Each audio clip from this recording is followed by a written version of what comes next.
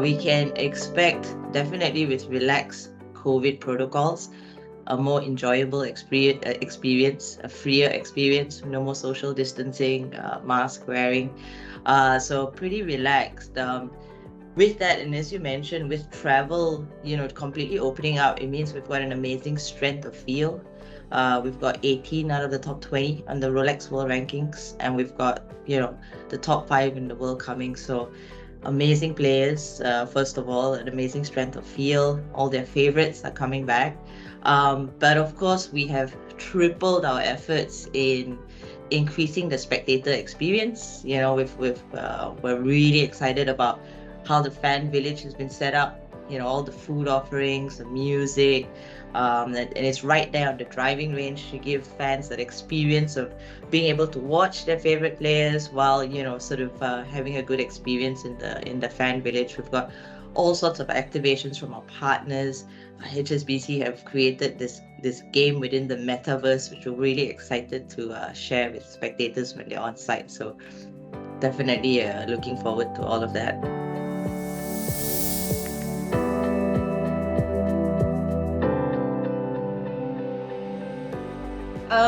I think first of all, the LPGA players themselves, there's so much talent that comes out of the LPGA, and that they're young and they're relatable. And the thing we all know about the LPGA players is that they're all approachable. So I think that's the legacy of that tour, and the way the players are with fans is really is the reason why the fan base has grown. And I think no other tour you can just walk up to a player, get their autograph, and they're just really approachable.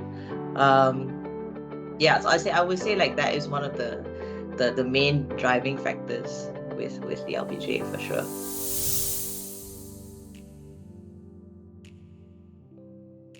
Yeah, I mean, without a host venue, you can't stage, but personally, I always feel like the host venue is an extension of your team, your operational team. I'd say 70% of the delivery or 80% of the delivery is what they do. Obviously for us, Sentosa Golf Club is one of the best in the world. The level of like professionalism and attention to detail is just really it's unmatchable, really.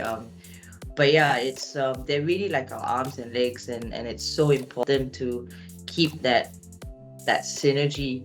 Or like I said, they're really just an extension of our team. Like without them, it's really not possible to deliver an event of this scale. Andy Johnson, of course, at Sentosa runs a tight ship, but he and his team are so dedicated to the trade, and that really helps when you're trying to deliver a world-class event of this level, I would say.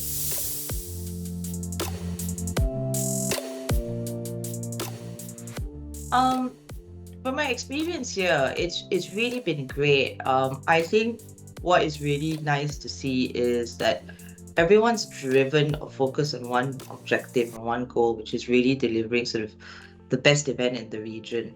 And to have that synergy across all the stakeholders is rare, but it really comes through here. Everyone delivers such an extremely high level of professionalism, from HSBC to the LPGA to the Sentosa Golf Club. But it's really, I think, like I said, the main thing is seeing that everyone's just so driven towards this one goal of staging sort of Asia's major, and that makes it quite enjoyable for me to be able to run that. So yeah, I would say that would be the main thing.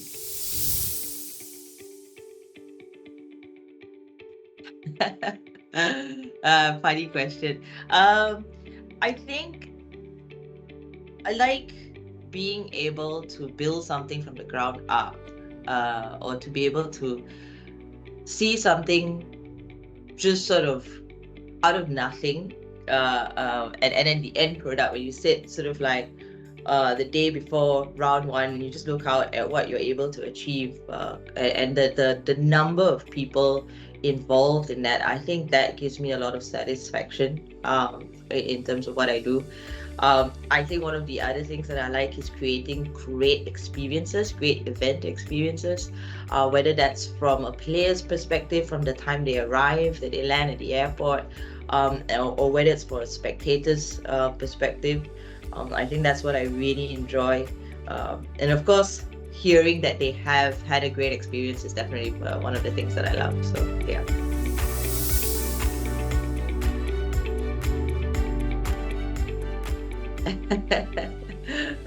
um, I dislike that it always feels like there's not enough time, like regardless of how early you start planning. And the thing with like this event, we start planning as soon as we're done with this. We're already talking about 2024. But it just always feels like there isn't enough time. Yeah, I think that's what I dislike. So if you know where I can buy more time, please let me know. Okay, so I'm not gonna jinx it, so I'm not gonna pick one. Maybe I'll highlight players to watch out for. I think Lydia Ko just had an amazing year. And looking forward to seeing when she's just switched on, like she's always very exciting to watch. Nelly, of course, you can never write Nelly off. She's so talented. But I'd like to see obviously someone like Ataya Titikul sort of put on a good show, because she's such a young talent. So I would say those were my three to look out for. Yeah.